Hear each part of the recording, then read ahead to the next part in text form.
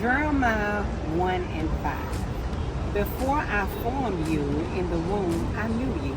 Before you were born, I set you apart and appointed you a prophet to the nation.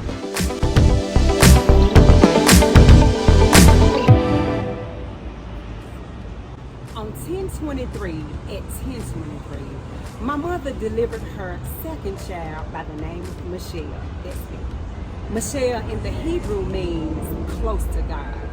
Today, I want to introduce the son and present to others my second baby, NLC, Next Level Consultant. Oh, what a blessing this will be to the people. I have wrote the vision and I have made it plain. God has it from here. I look forward to being a blessing to this world. I don't know what is to come, but I definitely know who's in charge.